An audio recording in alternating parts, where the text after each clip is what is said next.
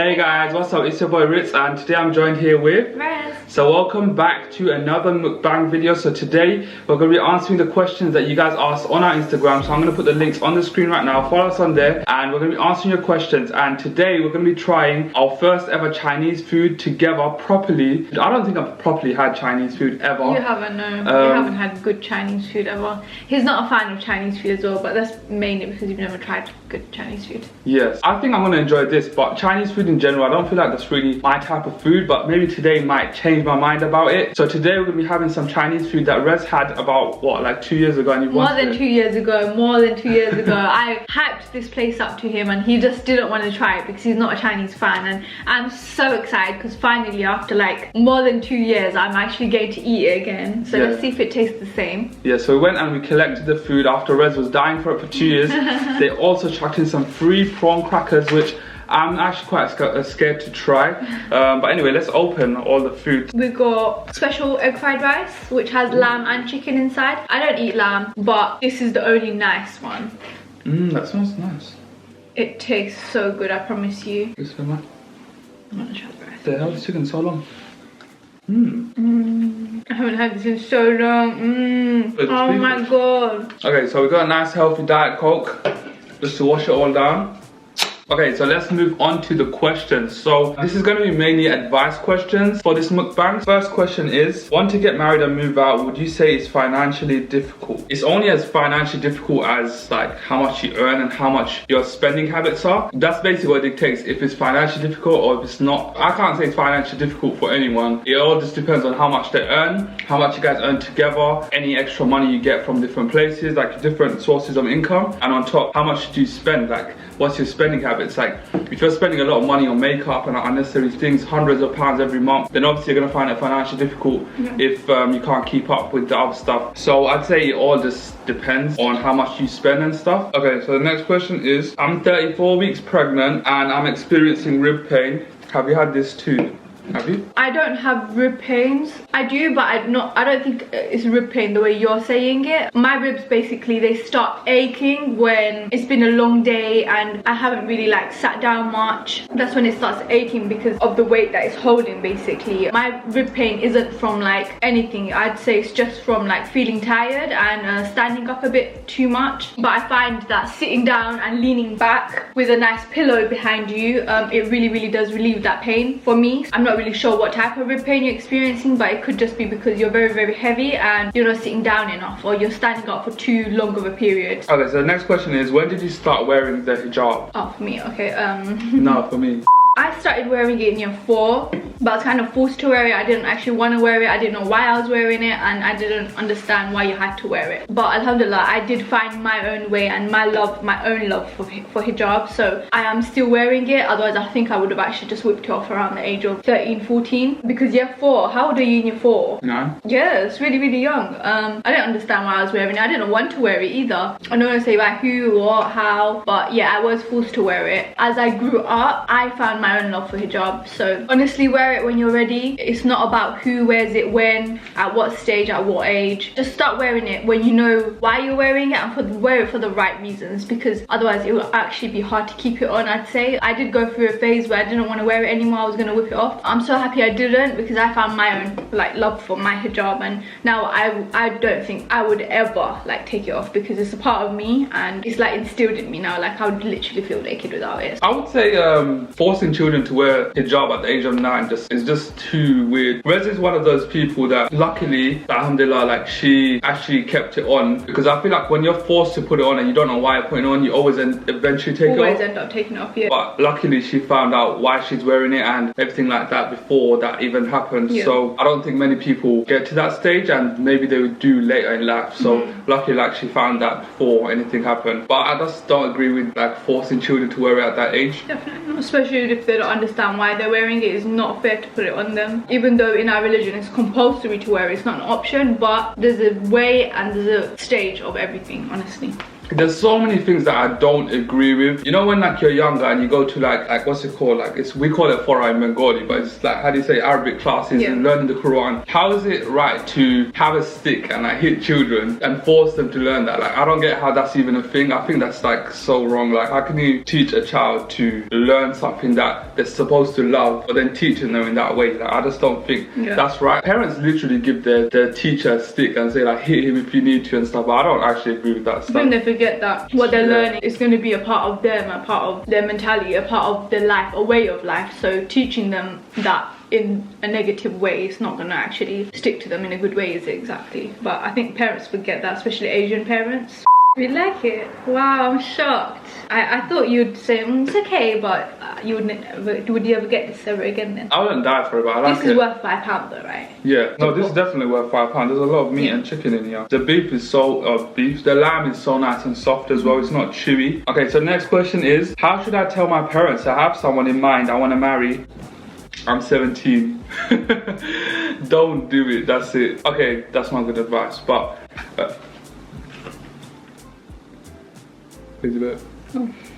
What did you have in the vomit? Yeah, I was gonna vomit. No. Okay, so what advice would I give? That's a really hard question because it depends on your circumstance, your parents, how your siblings are, how your family is, how close you are, what you guys talk about in private. It all basically just adds up to, is it the right time to tell them if it's not? So you need to decide, how is your parents, how do you think they're gonna react? How do you think your siblings will react? And if you tell them, is there really gonna be an outcome, or is it just gonna be a fight and like they're gonna just force you to cut this person off and then you kind of just have to cry for the next few years until you're older and your other siblings get married, for example, or something like that. So you have to analyze your circumstance and you have to see how your family is and how you think they're going to react. Obviously sometimes they're not going to react the way you think they're going to react. Sometimes you might get scared and they might react in a good way, but I can't really tell you what to do because I don't know what's going on in your life. Sometimes parents, you know your parents won't accept it, but you know that with a bit of a fight they'll accept it, and if that's the case then maybe you should go ahead and tell them. But if you know that there's no way in hell they're gonna accept it, it doesn't matter what you say or what you do, then it's actually best not to, even though that's really bad, because I know that you want to make it right. Okay, so the next question is 5 things you would end if you had the chance. So the first one is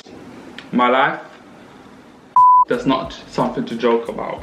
Okay, so 5 things you would end if you have the chance. This is meant to be one of them questions that make you say something like, I'm gonna end hunger around the world, I'm gonna end child poverty, I'm gonna end war, I'm gonna end everything. So yeah, obviously I would want that kind of stuff.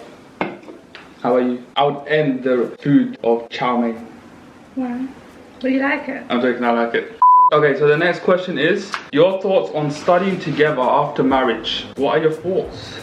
Do it.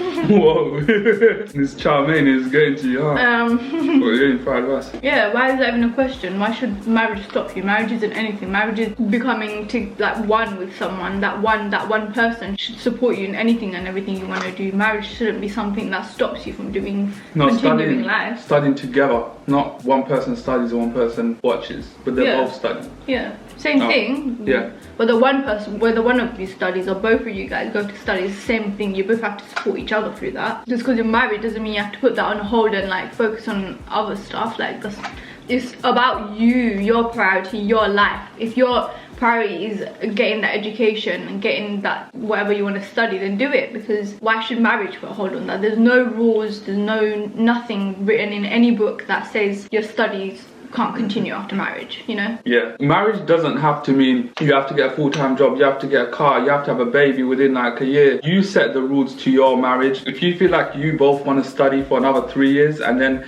you guys want to get a job together, you want to do anything together, it's your rules. Marriage doesn't necessarily mean like everything in your life comes to a complete stop and like you just have to accept anything that comes your way. Like you can still study. Okay, so the next question is, can you do a seafood boil mukbang or a KFC one? No. So seafood one, we spoke about it once, me and Rez. The only thing I would eat from the seafood boil is like the little sweet one that they give usually.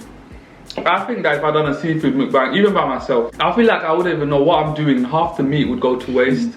And in terms of KFC one, yes, that is on my mind, or our mind. We're just kind of going through... I'm so over KFC. I think KFC is so overrated. We're going through a little rough phase with KFC. We're kind of sick of it. And whenever we do have it, it just doesn't taste how we imagine. And it's not to do with the KFC we go to. It's just, it kind of like expect something, but I don't know, I don't feel like I'm liking it. Yeah, it hasn't been all that lately, I don't know. Okay, so the next question is, Ritz, how would you feel if Rez wanted to work when your child is in nursery? I don't mind, as long as our child gets the right amount of attention and care, everything like that. Rez can do whatever she wants, because obviously our child is our priority, but that doesn't mean you have to just be a housewife forever. You can do whatever you want. They grow up a little bit and, you know, you don't need to give them as much attention. Like, I guess that's an option if she wants to. Okay, so the next question is problems living with in-laws. Okay, so basically someone's having a problem with the in-laws. They're going to be moving out, but the husband is the only son. So what advice can we give them? You're already moving out, so that's already a good thing because you guys have a problem. So my advice is, obviously he's the only son, so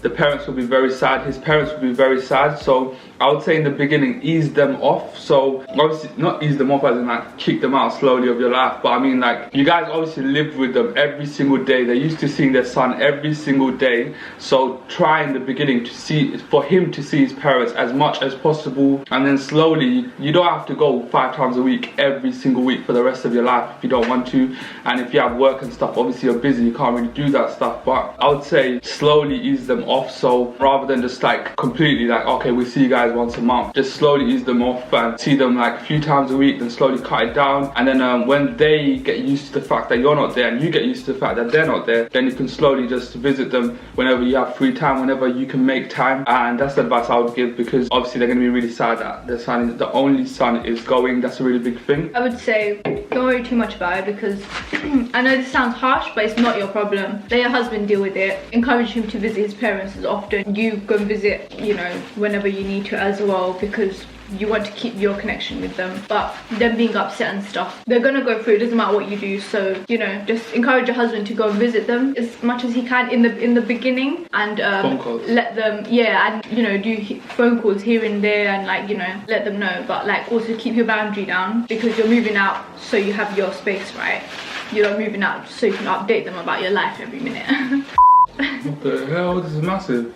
Need some advice on a boy I've been speaking to. He's a few years older than me and we've been speaking for a while now. Met up a few times and we're really close. The thing is, he's 5 years older than me and I'm literally young right now, but he hasn't been weird. Should I carry on waiting for him? Because he said as soon as I'm of age, he'll speak to his family. Excuse me, talking to you while you're underage is the wrong thing. Yeah. You need to report him to the police and file a police report right now. Did she say his... She said he hasn't been weird. That is weird. That is the weird part. If he can talk to someone underage and he knows that it's legally wrong and stuff, that should tell you a lot about him. He could not be a bad person, but when you know you're doing something wrong like that, to me it sounds like you're probably like 15 or something and he's probably like 20 or something. Maybe, yeah. I don't know. So that doesn't sound right to me. There's a reason it's illegal, and there's a reason you call it underage. You're not gonna understand because you're not of age yet. Like when you're 15, let's just say under 16, you understand things but not in an adult way. And not to put teenagers down, but that's just how it is. At that age you think that you know things and you think that you understand everything, but you really honestly don't. So that's why there's a reason it's,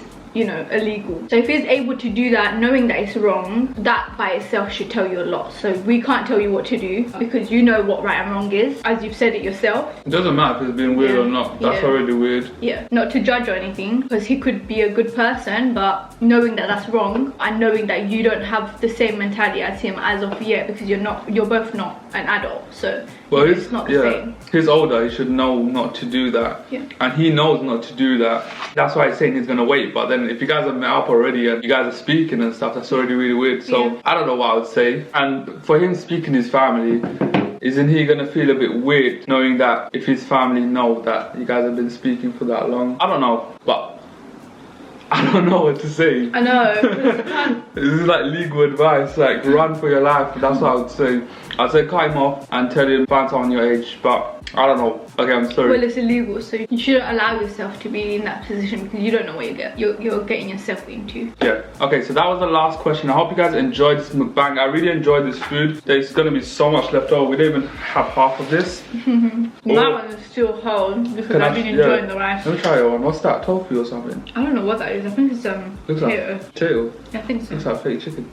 It's not chicken. This is vegetable chicken. Yeah, I know. Fake chicken, like the tofu stuff. Oh. Okay, let's try this vegetable one. I don't like the vegetable one. I like the, what was this called? Special chow mein. Special chow mein is really nice. I knew that's gonna be yours. With the lamb, with the chicken and everything like that. But anyway, I hope you guys enjoyed this mukbang. We really enjoyed this. Don't forget to like, comment, share, subscribe. Comment down below any mukbangs that you want to see in the future, what you want us to eat, anything like that. Thank you guys for watching. So as you know, at the end of every single video, we give a comment shout out to our favorite comment from the last video. So this video's comment shout out goes out to Sumaya Al-Mansura. Thank you for liking and commenting in the last video. If you want a comment shout out, leave a nice positive comment down below. I might give you a comment shout out in the next video. So thank you guys for watching. We'll see you guys next time. Anything? I feel like I've got Chinese food all over my face. I don't do it. Yeah, you do? No, I don't. It's in your nose. Okay, so thank you guys for watching. We'll see you guys next time and peace. Girl, I see your face everywhere. When I'm going out, you'll be there. 'Cause everything reminds me of you. I can't take no more. Girl, I think I'm losing my mind. Try to go to work, but I lost track of time. 'Cause everyone keep looking like you.